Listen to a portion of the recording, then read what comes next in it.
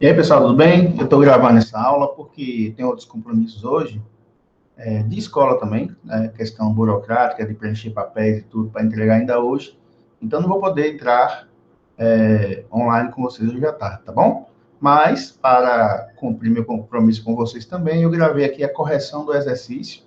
Então, vocês estão assistindo aqui essa correção, então acredito que vocês já assistiram a videoaula com a explicação do assunto, tá bom?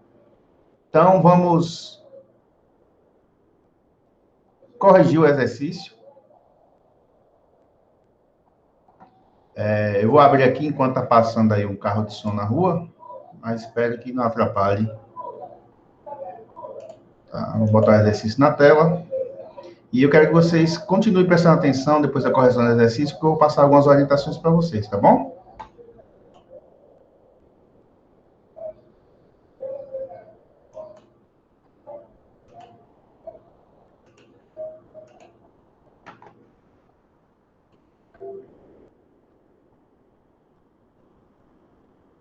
Então, está aí na tela o exercício, exercício sobre a Antiguidade Oriental, que foi o assunto que vocês estudaram agora. Então, eu vou ler aqui a questão com vocês e vou explicando cada ponto, tá bom? Então, vamos lá. Universidade Federal do Rio Grande do Sul, é a faculdade onde o vestibular não teve esse exercício. Então, vamos ver. Considere as afirmações abaixo sobre a história das sociedades antigas. Então, eu vou dar uma dica para vocês. Quando a prova é com questões assim, ó, afirmações, para depois vocês marcarem a opção correta, você lê cada afirmativa e vai eliminando o que está errado, tá? Então, vamos de novo. Considere as afirmações abaixo sobre a história das sociedades antigas. Afirmativa 1. O Egito faraônico caracterizava-se pela estrutura política horizontalizada. Olha o sentido. Então, lá dizia que a sociedade tinha estrutura dividida nesse sentido.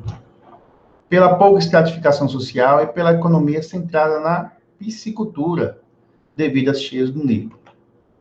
Bom, essa afirmativa 1, ela está errada. Por quê? Porque a estrutura política e social lá no Egito não era nesse sentido. A pirâmide social é nesse sentido que é vertical. A horizontal, vertical. Então, você se lembra lá no vídeo que eu coloquei a pirâmide mostrando cada ponto da sociedade, né? De cima para baixo, do rei até os escravos. Tá? Então, não é uma estrutura política horizontalizada, é verticalizada. Certo?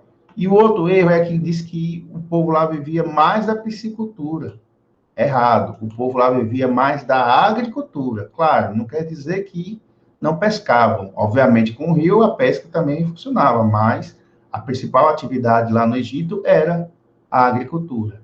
Ora, se essa afirmativa 1 ela está errada, eu posso eliminar a letra A, porque A diz que está correta 1.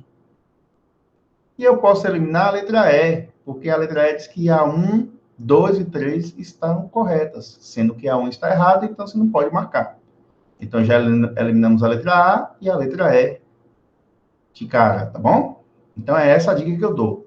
Leia as afirmativas e vai eliminando para aumentar a chance de acerto. Afirmativa 2. Os fenícios mantiveram uma estrutura social militarizada e terrestre, que permitiu a conquista de outros povos na região do Oriente Médio, culminando com o fim das rotas comerciais marítimas com a Ásia. Bom, está tudo errado. Então, os fenícios, eles não se dedicavam à militarização, à guerra. Eles se dedicavam ao comércio marítimo. Tá? E o comércio deles não era com o Oriente Médio. Era no mar Mediterrâneo. Se era comércio marítimo, era no mar. Ok? Então, se a afirmativa 2 está errada, eu posso eliminar a letra B e posso eliminar a letra D. A B diz que 2 está correta e D diz que 2 e 3 estão corretas. Sobrou apenas a letra C, gente. Tá? Sobrou apenas a letra C. Então, só está correta a afirmativa 3. Vamos ler qual é essa afirmativa? A expansão do Império Persa, durante o governo de Dário I, foi marcada pela unificação dos sistemas tributo e monetário, ou seja, a unificação monetária, uma moeda. Isso é correto. Lá no Império Persa, eu falei a vocês que eles eram extremamente organizados, tá? Todo o sistema era unificado, inclusive existia apenas uma moeda, né, que foi o dárico. Tá lá no vídeo, eu falei isso, vocês se lembram. Pela implementação de um código jurídico e por uma rede de estradas e comunicação. Lembra que eu falei? Como o império era muito grande, para melhorar a comunicação com as regiões, foram feitas estradas calçadas, para aumentar a velocidade de comunicação entre as regiões do império.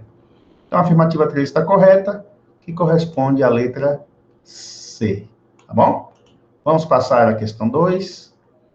Universidade Estadual do Ceará. Atente ao seguinte enunciado. Dividido em várias satrápias, controladas pelo sátrapa, um representante do imperador, esperava-se assim um maior controle das vastas áreas do império, a adoção de uma moeda comum, ou seja, única, assim como um sistema próprio de pesos e medidas. Deveria uniformizar o comércio na região, apoiado por uma vasta malha de estradas, olha de novo, que conectavam as principais cidades. Esse enunciado descreve as características do império. Bom, acabei de falar.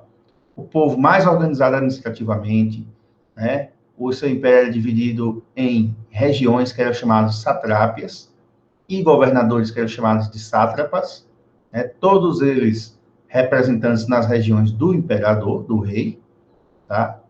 Uma moeda só, o dárico, tá? E uma rede de estradas calçadas que conectavam as cidades do império.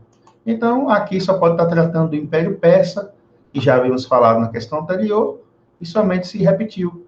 Tá? Então, a letra D é o Império Persa ou Aquemênida, era o outro nome que recebia, tá? É bom vocês gravarem isso, porque vai que no Enem, no vestibular lá no futuro, vocês vêm falar Império Aquemênida, que império é esse? Ah, o Império Persa é o outro nome que eles tinham, tá?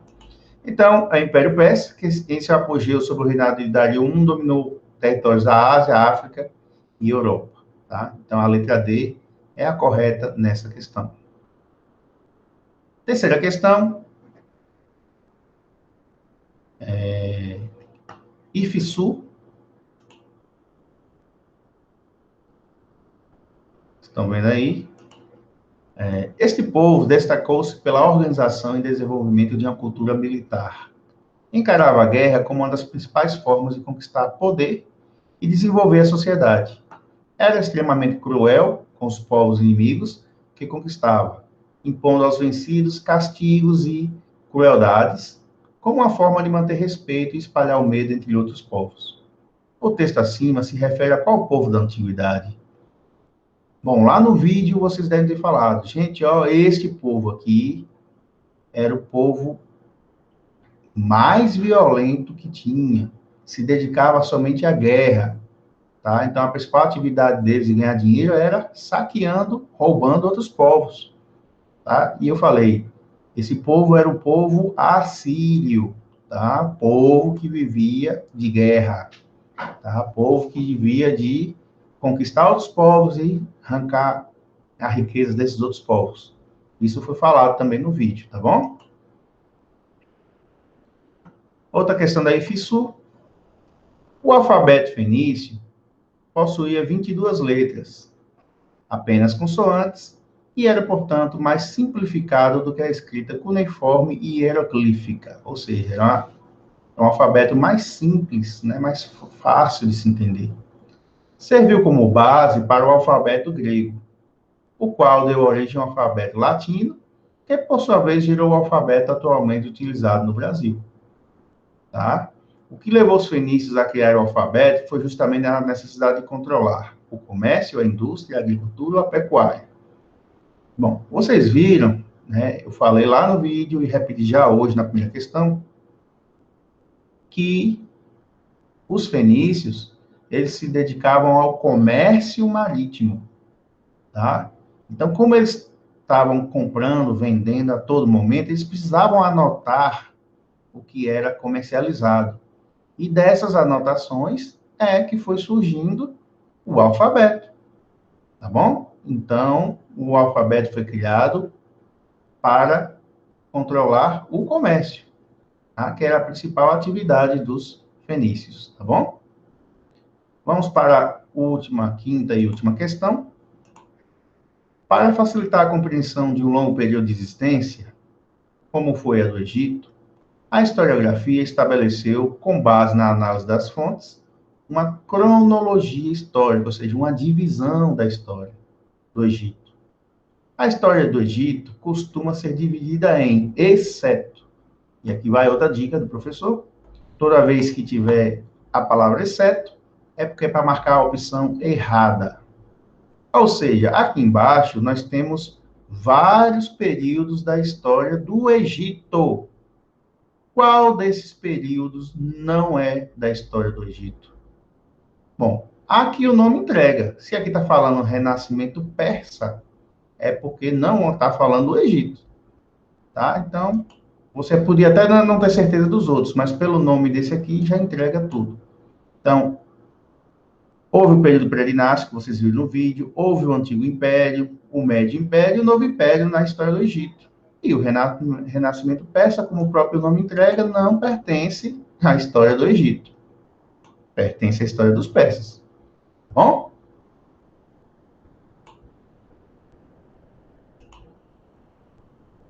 Bom, espero que tenha sido fácil o exercício para vocês. Esse assunto é muito legal, tá? Muito bom de aprender.